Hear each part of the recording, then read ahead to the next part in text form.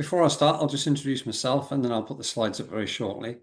Um, I've worked at AgeUK now for about 2.5 years as part of a project initiated at the beginning of 2022 to try to help older people in particular, given that that's AgeUK's target audience, deal more effectively with the growing threat of scams and scammers. So I often start my sessions when I'm out dealing with the public by asking them how long it is since they or an immediate family member experienced a scam attempt. And I would say on average, it's less than 24 hours. Sometimes I have people who are literally receiving text messages or WhatsApp messages during the session that we're delivering. It's often the case that people are already brandishing their phone at me to show me messages that might have arrived within the previous handful of hours or minutes even. So it's just a good way of reinforcing to people the fact that the threat seems to be almost continuous nowadays.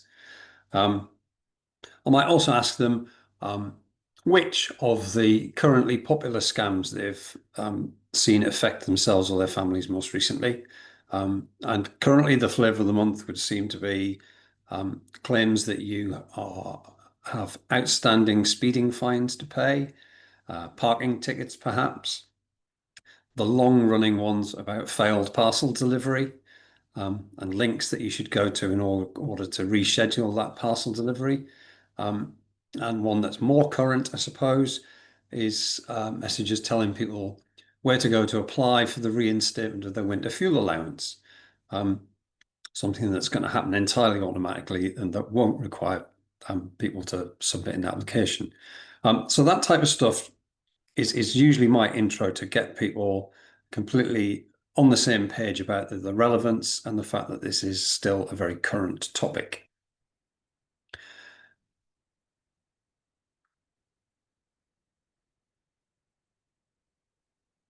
Just let me put this into slideshow.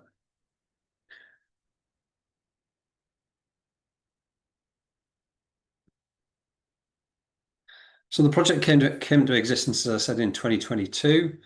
And it is funded through the generosity of Lloyds Banking Group, who, along with the other major banks, have a pretty decent degree of success in helping freeze criminal assets in conjunction with law enforcement. And when those criminal assets are successfully frozen, the banks don't just pocket that as a profit. They put it into a fund, which is largely used on community projects. And in the case of Lloyds, this handful of years ago, they started a discussion with AgeUK about whether we would be an appropriate organisation to engage, particularly older members of the community, in some scams prevention work. Now, I guess everybody can see a fairly obvious link as to what the advantages of that are for the banking sector. But let's trust that their motives really were a little bit more altruistic than that, and that they're looking to help protect the general public. We've been running successfully through 2 funding rounds so far. So they've funded us for 2 years at a time for 22-23, and then again that was renewed for 24-25. And we've recently received confirmation that they're definitely doing 2026, and I think it's very likely they'll do 2027 as well. So it's good that there's some continuity to it, and that Lloyds seem to be pretty happy with the outcomes that it's helping achieve. The sorts of things that we do, and we'll come out and give group talks to a whole range of audiences that I'll talk about later on. But we also provide much more personal advice, often on a one-to-one basis, or perhaps an elderly person with a family member or carer supporting them. And those types of one-to-one, closer focus sessions can be both preventative, hopefully, but also sometimes need to be the type of aftercare session to somebody who has been targeted with a scam and has lost money or compromised aspects of personal private information. That means that identity theft becomes a possibility. We try and make sure that as often as possible, what we're delivering are practical, really easy to action hints and tips. The area can be pretty complex and quite sophisticated. Um, and it's no use bombarding an audience with, 50 different things that they might need to go away and do. So we often boil it down to, if it's a group talk, highlighting the 5 or 6 things that people can do for themselves quite practically that would have a benefit to almost anybody in the group. And if there are attendees present who've got a particular issue, a particular vulnerability or problem, are being targeted in a specific way, then we'll focus on more specialist actions for them if we can help with them. I'll talk a little bit later about how we might be able to help your teams, for those of you who are professionals attending today, or indeed your own clients. I'll highlight some of the successes of the program over the last few years. And I'll also just make sure that everybody's familiar with who the contacts at AgeUK are and how you can refer to us if you feel that this type of help would be useful. So moving on. For a number of years now, there's been lots and lots of data that would come from, police, legal bodies, government sources, interested charities, etc., evidencing that scamming and fraud has been one of the fastest growing types of crime in the UK. It was somewhat encouraging to observe that last year, for the first time in about 6 years, the amount of money being lost to scamming did seem to level off. And I think that's indicative of lots of work going on across the financial services and crime prevention sectors starting to have an effect. Many of you will have come across TV shows like Scam Interceptors, Crime Watch. Will have seen your banks and their apps and their communications start to put bigger hurdles in place, and lots more alerts to potentially fraudulent payments that you're being asked to make.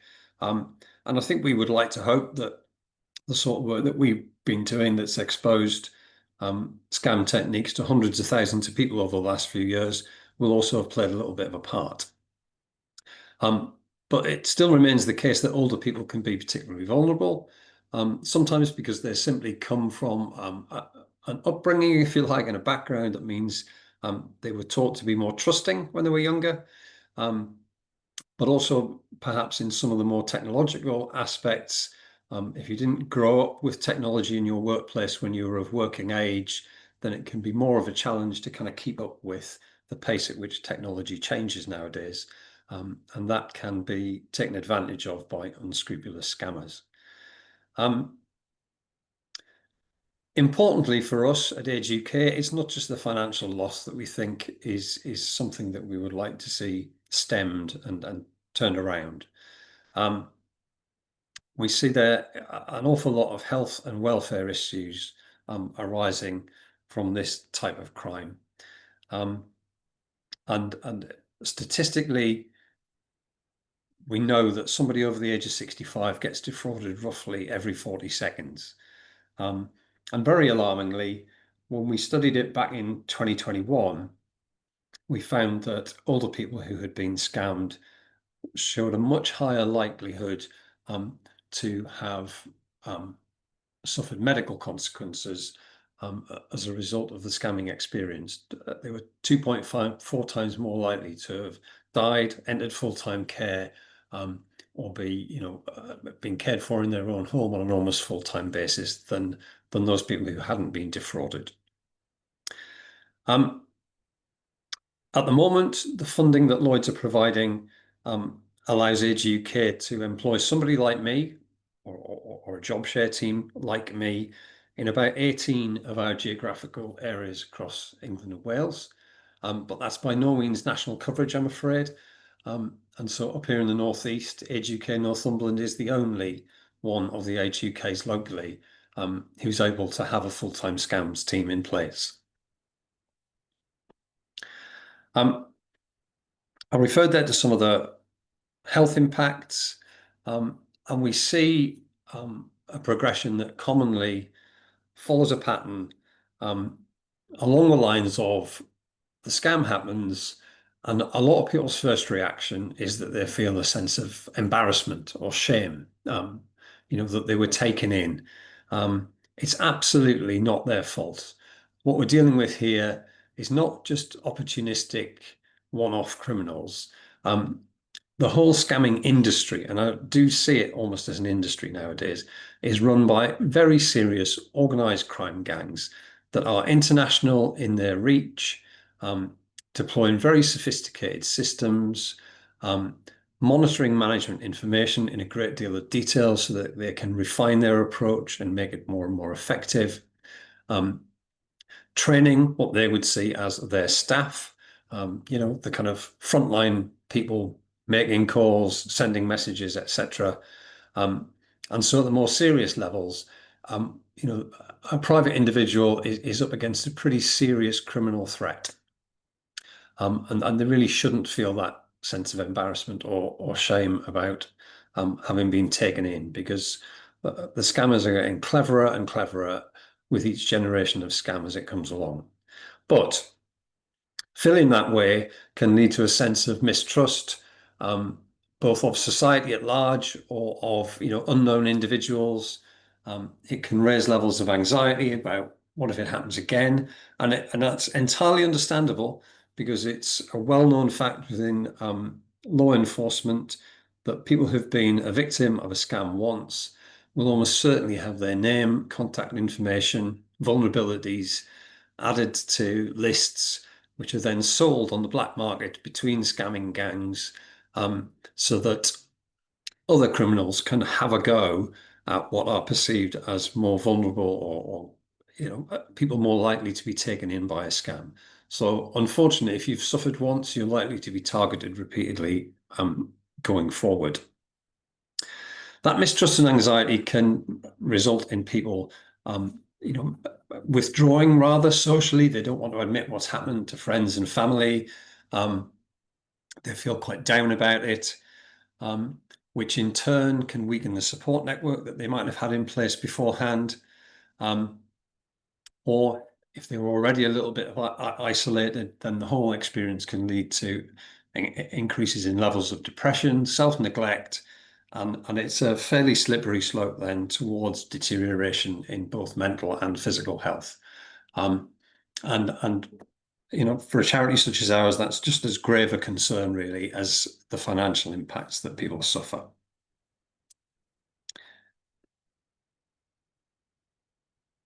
Um, when we're out and about, the more detailed assessment of the formats that we use to approach this. The group talks usually last between 30 and 60 minutes. It very much depends on the levels of questions that are coming from the audience. We often host groups of between 10 and 40 people. So it's very commonplace for me to be out in the evenings, perhaps dealing with a local WI or a veterans group. We do a lot of daytime work at warm hubs with organisations like the U3A. We make visits to sheltered housing facilities, other older people's social groups, etc. And the focus we would give would be, as I said, on current scams and things that people are already experiencing, through their own letterbox, at their own front door, through their emails or on their telephones, so that it keeps it relevant. But we kind of guide people through 4 types of scamming, which is face-to-face scams, a little bit old-fashioned, but it's important that folks don't lose sight of that. So all the stuff that can happen at your doorstep, whether it be rogue traders, fake charity fundraisers, people impersonating authority figures like police officers or workmen from the utility companies, that sort of thing. It's very easy, to put a bit of high vis on and for people to think you're semi-official somehow. And we don't want anybody to still be falling prey to, whether it's charging, shoddy workmanship, all the stuff that you'll have seen many, many times before around, oh, your roof needs doing, love. Or I'm in the street doing gutter cleaning today. I could do yours for only this much money, and the price tends to be inflated to double. what you would pay from a legitimate commercial organization for the same service, but they take advantage of people's lack of knowledge, really, of what the pricing should be in that type of sector. Um, so we talk about face-to-face, doorstep, and street scamming. Street scamming, some of the things that have been on the rise and that we want people to be aware of, particularly with the acceleration of contactless payment, and people making much wider use of cards, is the rise of criminally manufactured small devices that can perhaps read information from cards or even occasionally take money from a card within the contactless payment limit. So we've been encouraging many of our clients to carry those cards in a protective sleeve. Just needs to be something not much more than tinfoil, quite frankly. But keep on people's awareness of the fact that that type of stuff still goes on and that not all scamming is sophisticated electronics is well worth doing, so that we're not finding people to be, easy prey on their own doorstep. AgeUK, along with many other organisations, will provide door stickers and that type of thing, announcing your reluctance to take unexpected doorstep visitors and that type of thing. And those are very popular and people make a lot of use of them. We also cover postal scams. I think if there's one thing to celebrate in the whole area of scamming, it's that this type of thing is dying out, largely because the cost of post and marketing materials for that type of scammer, so much easier to do it electronically now, so they tend to use email. But all the old stuff about, you're not going to have won a lottery in Canada if you've never entered it. And no legitimate lottery requires you to pay a registration fee before you can claim your prize. Those things are still worth reminding people of. In the area of postal stuff, we also raise awareness of, the sort of less scrupulous catalogues that might drop through letterboxes nowadays, where some of the claims on the products or the pricing of the products contained in those catalogues are a little bit close to what you might regard as mis-selling, for instance. I see a lot of people paying, frankly, over the odds for things in the whole sector of anti-aging and vitamins and beauty treatments and that type of thing. Naturally, nowadays, a lot of the focus of the sessions goes on to telephone and online scamming. And we try and help people understand, firstly, how they can use settings on modern smartphones to best advantage, to warn them of scam calls, scam messages, also to block them completely, by using the filter buttons that are available on many telephones nowadays, to actually suppress incoming calls that are from unfriendly or dangerous numbers. And if necessary, we'll literally stay in the room afterwards to help individuals reprogram their phone if that's what they want us to do. Now, not everybody has a smartphone that has all of that capability. So you're also trying to guide people's behavior and awareness as to what to expect from phone calls and how to recognize those that are a little bit threatening. And very simplistically, I often try and just keep it as one golden rule, which is that organizations like banks, in the Inland Revenue, HMRC, your software providers like Microsoft, the big retailers like Amazon, and your mobile phone companies, those organizations simply don't make unannounced outbound calls to people in ways that you should just trust at first contact. You may, in a very small set of circumstances, receive a call from a bank, but they'll almost certainly have sent you a text message first, asking you to confirm or deny whether a suspicious transaction was carried out by you. And you would only get the follow-up call if you said, no, that wasn't me who carried out that transaction.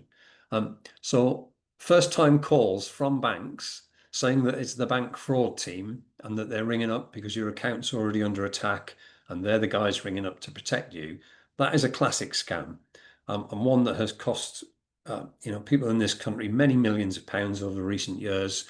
And I think people's vulnerability and awareness to it is improving, but you still meet people every single day in my job who aren't completely au fait with that, and in the right circumstances would be taken in by that type of call. So we do quite a lot of work there on as I say, recognizing inbound calls and how to suppress them, giving people the confidence to simply hang up and then go back to the organization that it was claiming to be through a different route, by finding a reliable number to call them on independently, or increasingly making use of the new hotline that is available. I think around about 25 of the UK's larger banks have clubbed together to resource a hotline, the number of which is simply 159, a diagonal going from the top left of your keyboard across the middle to the 5 and bottom right to the 9. And that hotline takes you through to fraud and security teams in the bank that you deal with. So there's a very short menu in which you tell them which bank you want to speak to and what the nature of the security concern is. And it helps you get to your bank much more quickly than going through a traditional customer services number. And obviously, just being a 3-digit hotline, it's considerably easier to remember than having to either memorize or research what your bank's latest telephone banking customer service number is. Many of those seem to change quite regularly too. So 159 is gaining some popularity and some traction, which is good. Online, the threats are almost, too many and varied to really boil it down to one simple action. But the two things that we highlight to most groups would be the importance nowadays of increasing the security of your passwords, and the risks associated with following links that might get sent to you from email addresses that you don't recognize. So I'll do the second of those first, actually, which is that we regard most links that are embedded in email messages as being risky, because trustworthy and substantial organizations simply don't embed links like that. So something where the text has turned blue and it's underlined and it's gone into Times New Roman font, and it's taken you off to a website with an unusual address or an address that doesn't really seem to correlate to the organization that you think you're dealing with. Those are an absolute no-no. And we try and educate and coach people to understanding the characteristics of those email addresses, that legitimate email addresses, website addresses rather, for substantial organizations will end with .co.uk, .com, .org, not .biz or .net usually. So getting people switched on to the fact that if you're being guided to head to a website like that, then you should be exceptionally cautious. On the subject of passwords, most of my generation of clients have been told that passwords should be 8 digits long, and have quite happily for many years composed passwords, often just made up of a simple name and then a set of digits that very, very often relates to a date of birth, a wedding anniversary, or just a very simple sequence of numbers like 1, 2, 3, 4 or 9999. Nowadays, criminals using password guessing software would get past that sort of simple password in a very short space of time indeed. And anybody involved in this sort of aspect of technology would be telling you nowadays that passwords should be 12 characters or more. And they'll also be encouraging you to mix the characters between uppercase and lowercase letters, numbers, and the so-called special characters or punctuation marks on the keyboard, to build in variety and to effectively add several layers of security to what this guessing software can crack. Because the guessing software is essentially based around dictionaries. And so it looks for well-known words, but it doesn't really cope very well with stuff where the pattern of letters is not just a simple word. And that's why nowadays, when you log on to a new website and perhaps Google or some other security feature in your system suggests a new strong password to you, it'll be one of those very unintelligible ones, like, small k, capital Q, 7, small w, capital N, 9. they use those quite deliberately because they're dictionary proof. Um, Now, it's unreasonable, we think, to expect older folks in particular to suddenly start memorizing 12-digit passwords that are made up of gobbledygook. And we also understand that there's something of a mistrust of what is actually quite a legitimate technology, which is that kind of, safe vault, electronic vault type of approach to password retention, which many of you will use, but it's a tough nut sometimes to convince folks that that's as good as it should be. So where I tend to go with this is encouraging people to compose their own passwords, but to keep them to 12 characters or more. And a very simple way to do that is to use something memorable, like a song title that you might be particularly fond of, the title of a film, something like that. So I think around about half the population of Northumberland nowadays tend to use Blade and Races as their password because I've mentioned it on about 150 occasions to audiences of about 2,500 people. But Blade and Races has 12 characters in it. If you stick an exclamation mark and a number on the end, you're up to 14. You've got a much more secure password than, Fido 1234 or whatever you were dealing with previously. And we know that password strength is a really key facet of keeping older people in particular a bit more safe online. As a standalone piece, one of the things that we do is we do offer a small piece of technology, a call blocker, manufactured by a company called TrueCall, who you can look at online. And that call blocker is very good at helping protect people from nuisance calls on an almost 100% basis, because it works on the simple pretext that you program it with a list of trusted numbers, your friends, your family, your GP surgery, your vet, the garage that services your car or whoever, the local council. And it doesn't allow any call through unless it comes from one of those trusted numbers. So no matter how good the criminal might be at changing their number repeatedly to avoid BT type of detection systems, or spoofing a number to make it look like a local call, unless through fluke they impersonate one of the 40, 50, or 100 numbers that you've had programmed into your little device, then it won't get through. And we find those devices are particularly helpful to families where perhaps an older person is starting to suffer some form of cognitive decline, perhaps early symptoms of dementia, and would benefit from some extra protection against these types of calls. That type of device, with its very high reliability rate, I see statistics and they show me that it is very close to 100% the kind of blocking rate that's achieved. Those can be a real godsend to families who are trying to protect protect a mother, father, grandparent from that type of nuisance call when somebody can't be on hand to do it for them. Some of the successes of the program, as I say, we've probably talked to over 4,000 people in our awareness talks and conducted one-to-one advice sessions with several hundred more. We've done work that's helped people recover money. I worked on a romance scam earlier this year, where the victim had lost in excess of £24,500, and we managed to get 24,000 of that back.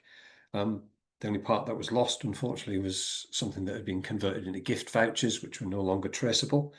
But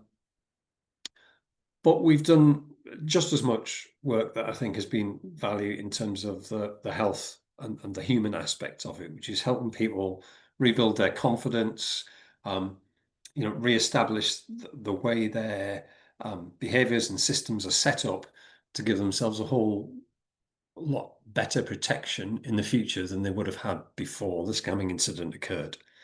If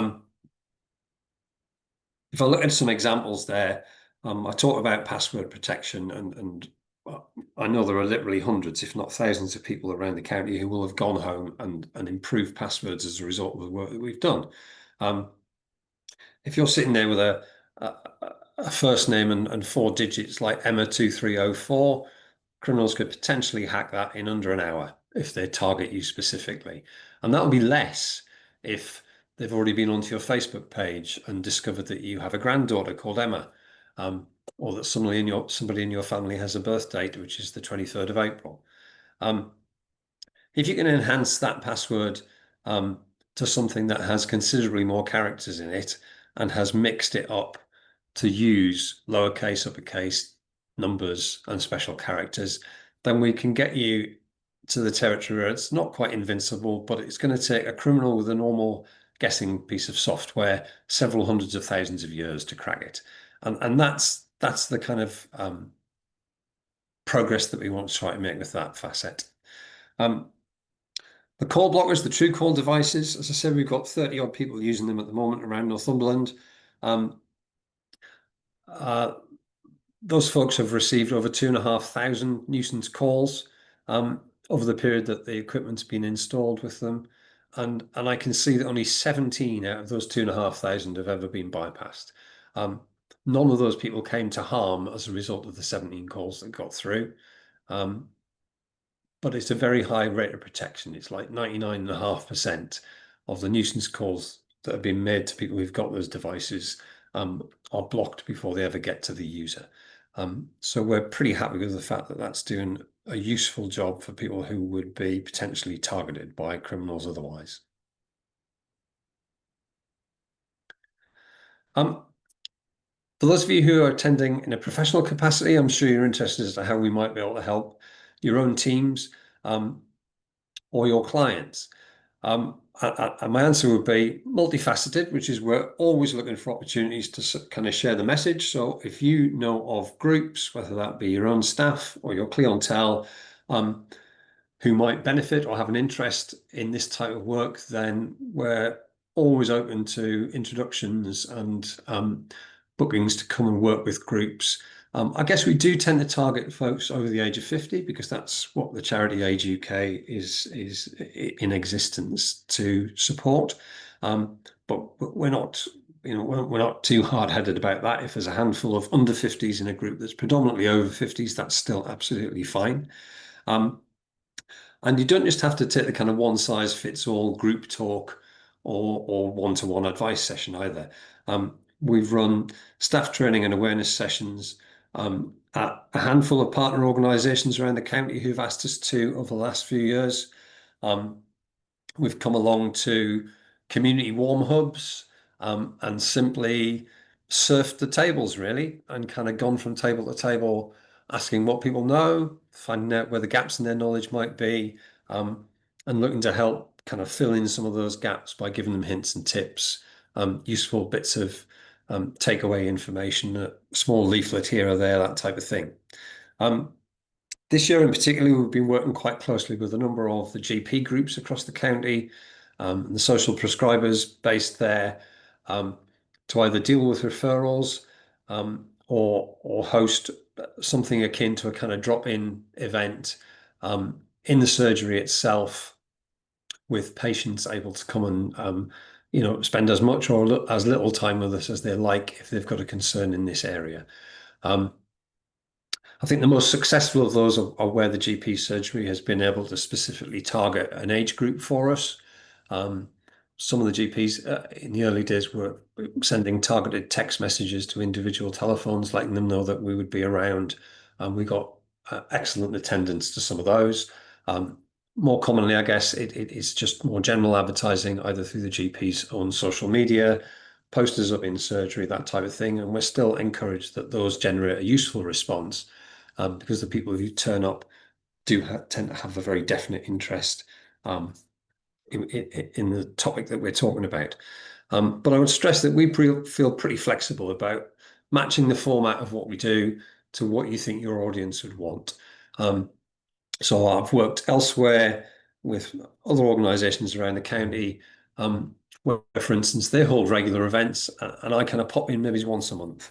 The folks who run the Elderberries group at Alnwick Garden do an excellent session every week, which is called Tea and Tech. And that is helping older folks just get better with the internet, with the devices that they have.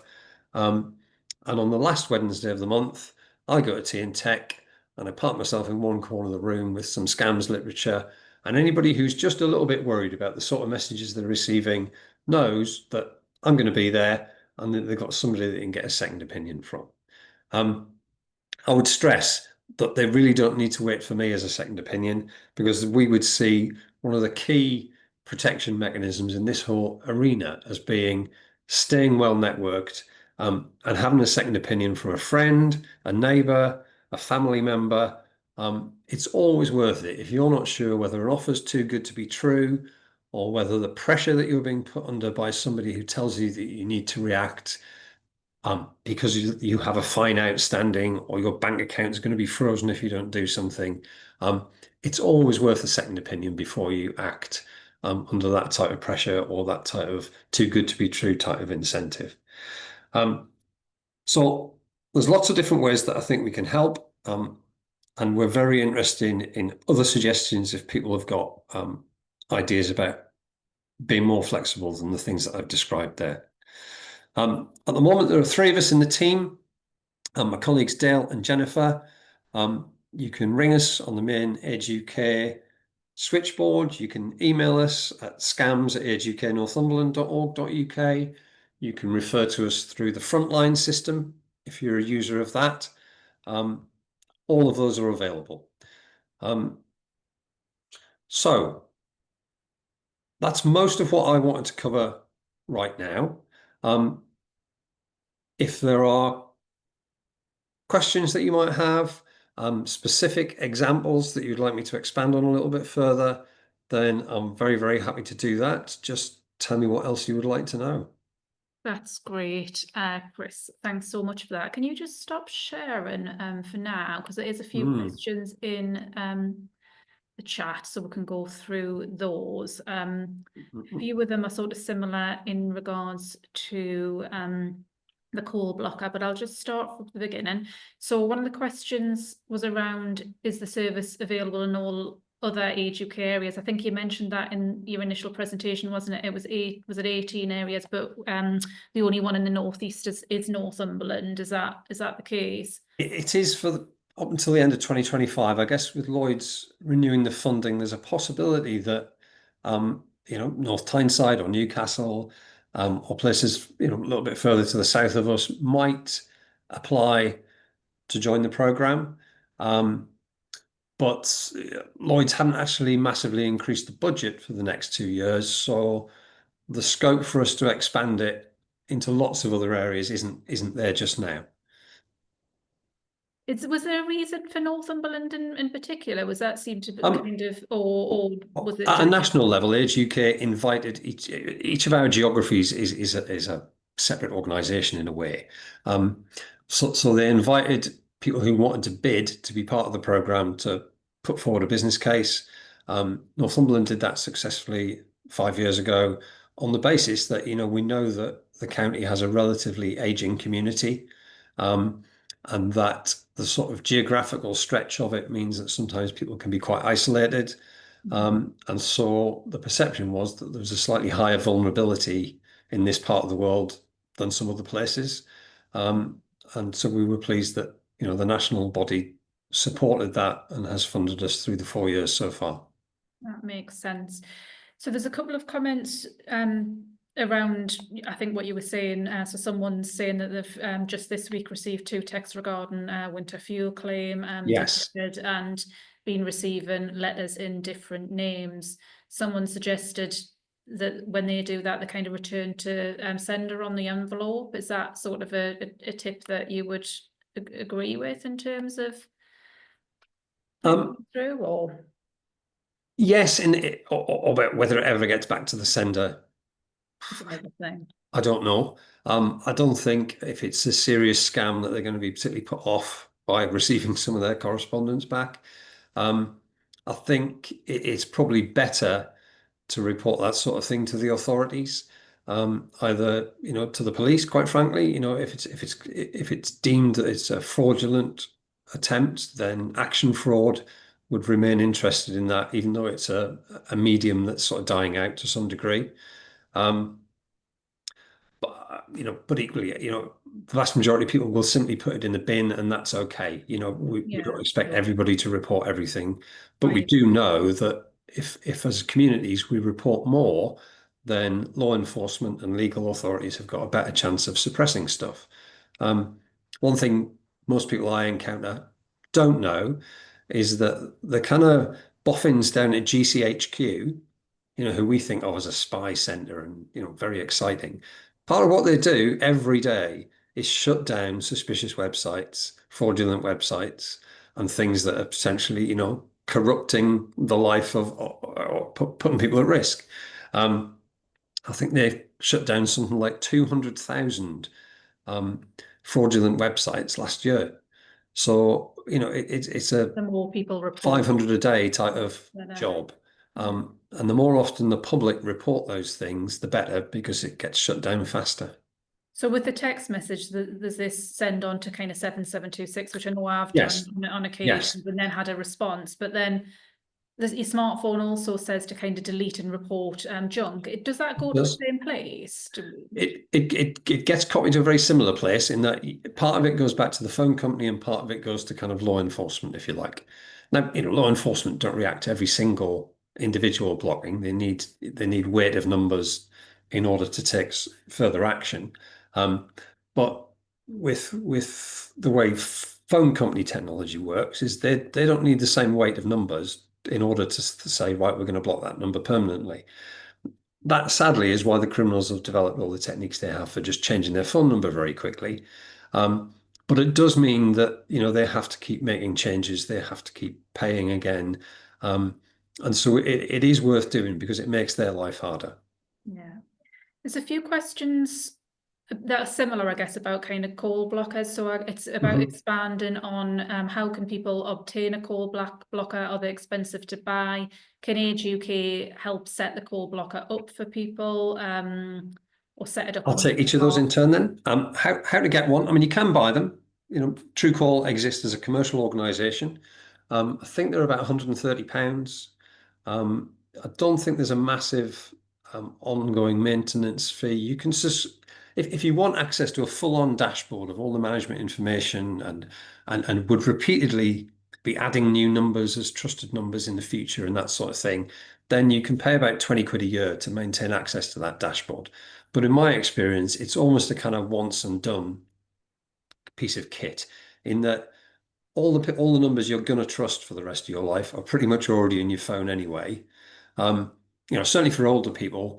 And so if we load 50, 60 numbers up for you, then that's pretty much covered all the bases for the foreseeable future. Um, we can install them for free, but we have a limited number of them. Um, so typically, as I said, uh, Northumberland's had around about access to around about 50 over a 2-year period. And I use a little traffic light system to help me prioritize where they should go, which is what's the kind of quantity of nuisance that people are receiving? How many calls, and how many of those are clearly fraudulent attempts? That's kind of one of my triggers. Second one is to do with the vulnerability of the individual. And I said, issues around cognitive decline, etc., would also, start to put a red light on my traffic light system. And the third one would be, what level of support and network does the individual have to back them up if they need a second opinion? So, do they have close family nearby who they're in contact with regularly, neighbours? Are they still married? There are two people in the household, that sort of thing. But where there's a red light on any of those things, high volume, vulnerability, isolation, then they're almost certain to get one. Um, if they're kind of two greens, they're still living with surviving spouses there, there's not that many calls, then, maybe it's just one amber might not necessarily get it across the line. So we have to treat each case on its merits, I would say. But we're very receptive to the idea that if somebody knows somebody who's in particular difficulty with that, then they can contact us. We would come and visit, and just get to understand the case attributes a little bit better. What's happened, what is continuing to happen, what's the level of vulnerability, etc. And it's then around about a 10-day process for us to apply for one, have it delivered, and get it installed. And in that 10-day period, we ask the user or the family or the support group for that user to compile a list of numbers that are going to be put into it as trusted numbers. And does that work on landlines as well as someone's asked if it works on like new smartphones and internet phones? Does it work on all phones? No, it's a landline system. Right. They did for a while come up with a SIM card that did the same job on mobile phones. But the majority of people nowadays are using, some form of smartphone that effectively has something like this inbuilt already. So I'm on an There's iPhone. apps, isn't there? Because our IT department told me about something called Hire. I didn't end up putting it on my phone because I was concerned that I might miss calls that were needed for, sort of like my daughter. And so I hesitated and I didn't, but I don't know if there's kind of similar apps that do, sort of the same There thing. are, and any sort of recent generation. I'm only on an iPhone 12. I'm not on something brand new. But I think iPhones from about maybe version 10 onwards have a simple toggle button on there called Silence Unknown Caller. Right. And if you activate that, it does what it says. It means that if you get a call from somebody who isn't in your contacts or isn't somebody who you've outbound dialed in the past 30 days, um, then it treats that as an unknown caller. It doesn't make your phone ring. It just sends them directly to voicemail. So somebody who's a legitimate caller can leave you a voicemail. I think that does still leave a small hurdle in it. I think NHS staff are not really encouraged to leave voicemails on phones because of privacy issues around patient confidentiality, etc. But I think they could possibly leave a message saying, "Can you call us back?" But I know that so my users who use that, the only sensitivity is around times in life where you're perhaps expecting a lot of contact from your doctors, a follow-up to an appointment, test results, that sort of thing.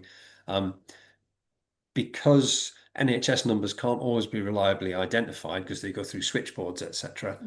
Yeah. Sometimes people will toggle that off for a week while they're anticipating regular contact from a doctor. Once Yeah. that situation's settled down, then they'll toggle it back on, and it just protects them from all these kind of nuisance calls because scammers don't leave you a voicemail. Yeah. Just to clarify, the person kind of was talking about rather than smartphones, the switch over to Analog to digital. yes, and does it works on that as well? Absolutely fine. So, folks, where at the moment, if your phone line, your landline already goes through a router, to get to you, that's fine. The device just gets plugged in slightly differently. It gets plugged into the router instead of the wall. If you're still on analog, then it gets plugged directly into the wall. It's just there as a filter between, your phone call coming out of the wall. It goes through the filter of the TrueCall box. And if it gets through successfully, it then goes to your handset and your handset rings just as normal. Yeah. Great. There's a couple of other ones I'm just kind of reading through now. Before we get on to cold calling, someone's asking about whether does a VPN help to block scamming? Does that mean something to you, Chris, in terms of? It can, but it depends on how it's set up, really. So there isn't it can. And I guess if again, I'm slightly sweeping judgment, but on my clientele, if I'm dealing with people in their 70s and 80s, then that's not probably a route that they're going to venture down themselves that willingly. If they've got tech support at home, from children and grandchildren, then that can be something that's useful to do. Someone is saying, someone's asking about the dates again for the tea and tech at Alnwick Gardens. Yeah, they run that every Wednesday between 10 and 12. And I go along on the last Wednesday of the month. Great. Someone's just mentioned forwarding phishing emails to report@phishing.gov.uk, and just a reminder, the number to forward suspicious texts to, it's 7726, isn't it? Yes. And if you are online and you sort of Google it, does tell you how to kind of do it, because you need to forward the text, don't you, and then input the number that it's kind of come from, sort of an order, but you do get something back that says thanks, as you Yes. do, I think, with the phishing email one as well, just to Yes. kind of clarify that they've received it. So the last question, or well, one of the last questions, it's around cold calling, I suppose. Is doorstep cold calling not illegal, someone asks? Um, I think it is on behalf if it's tradesmen doing it. So many of us will have experienced charity fundraisers cold calling. That is legal. And the people who are doing it, are employed by companies who've been through all the kind of relevant licensing and training and accreditation to do so. They won't work for the charity that they're fundraising on behalf. They'll work on behalf of a fundraising company. And as somebody who works for a charity, I need to be, careful because I'm not trying to discourage people from supporting that type of fundraising effort. Yeah. But I do understand that, nationally, there seems to be such a sort of pushback against that as a mechanism. And there are so many concerns about scams that I think we're making life harder for those folks than it sometimes needs to be. So what I tend to highlight to audiences I'm dealing with is that, if you get some proper ID from somebody at your front door, you can establish relatively quickly whether they're a legitimate fundraiser or not. And what any charity that is using that technique nowadays, door-to-door fundraising, should be doing is that if you visited the charity's website, they will tell you the areas that they're fundraising in on that particular date. So I've had a fundraiser at my front door in AgeUK, and I can go onto a website pretty quickly. And I certainly expect the fundraiser, if they're serious about the job, to wait 5 minutes while I go and check stuff. And I can go and check that AgeUK or the NE66 postcode is one of the districts that they're fundraising in that day. And that helps validate, people who are genuine from people who aren't genuine. But yeah, folks going around, selling door to door and that type of thing. There used to be something called a street hawker's license, which I think still exists.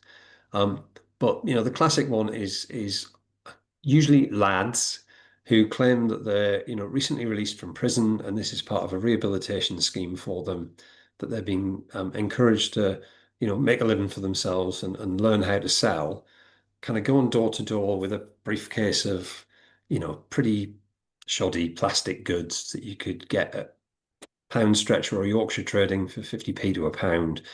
And they just kind of rip people off on the pricing.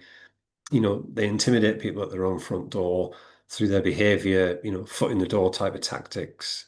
Even when people turn them away, they can be hostile when they leave, banging on people's windows, kicking over garden ornaments, that type of thing. Absolutely, that stuff is illegal. And I see regularly community Facebook pages sharing information about those guys being on the streets that day to try to protect other residents. And you're well within your rights to report that sort of stuff to the police as quickly as you can. Thanks for that, Chris. That's great. Someone's just mentioning that like mock booking websites are very dangerous. Someone booked a hotel on one using a credit card, but thankfully Visa blocked it. And I'm dealing with a case right now where somebody's done exactly that. And unfortunately, whilst they agreed over the phone, giving their card details to a payment of 200 quid to book the hotel, what the scammer did was took 600 quid. And now they're having quite a fight with their bank, this particular individual, to they're not really asking for 600 back, they're asking for the difference. I think they're entitled to the full 600 because the whole thing about it being the hotel's real booking facility was bogus. But it's proven quite difficult. Yeah, I think we've probably all sort of had. It's this thing that we could just talk about for hours because I think we've all probably had, sort of people try and, sort of contact us and scam, or we know somebody, other people that have been scammed. I think, as you say, for actual genuine, charities and sale people, it's actually really difficult because I know for one, I just now don't speak to anybody on the phone that I don't know, Yeah. who it is now because, that I think we're just all extra cautious, aren't we? Yeah. Someone is asking, it's about the tea and tech events. Is there a way that we can maybe get further information about that and put it either in the chat, or can we send it out? It's basically saying, with it being at Alnwick Gardens, do people need to pay to access the gardens to go No, to no, the... not at all. So you can just come into the public part of the gardens, and there's that sort of central little courtyard that tends to have a lot of plants out for sale. The gift shop faces it on the far side, and the room's parallel. On one side, there's a cafeteria. On the other side, there's a room that is effectively the elderberries room, which is a kind of over 50s, social network. And the event's hosted in there. It's free to enter. They kind of sort of say to people, if you'll give us a couple of quid for tea and coffee and biscuits, that would be great. But it's not compulsory. So no, you don't have to be a member at Alnwick Gardens or pay the Alnwick Garden entry fee to get into elderberries. It's just hosted in that room, and I can certainly share more details with you, Helen, if you want to put them Yeah, on if you the could, and then we can get them sent out with the slides. Not sure if there's any sort of booking, you need to kind of book, or whether it's just No, you can just turn up. right, There's great. one manager for the various elderberries programs, and she's backed up by a whole team of volunteers who are just people who, they know something about tech, but none of them would, they're not Mark Zuckerbergs and that type of thing. They're just folks who know something about how the technology works, and they're just helping people who want to get a little bit better at using their phones and navigating their way around the sort of bits of the internet that, where there might be a risk. Well, we're nearing the end now, so I would just like to thank you, Chris, for coming along, and thank My pleasure. everybody else for the fact that there's been so many questions. Shows how much of an interest there is in this topic, and it really is something, I think, which has kind of either affected us all, or has affected people that we know. So we will send out the slides, and also we are recording the session. So if you want to kind of refer back to it or pass it on to friends, colleagues, loved ones, it'll be available via our website on the online events page, probably near and on the back end of next week. So thanks everybody for giving up their Friday afternoon, and thank you, Chris, for coming along to speak to us today. Have Thank you. a Let's lovely weekend. keep fighting the fight. Yes. Take care now. Bye. Bye.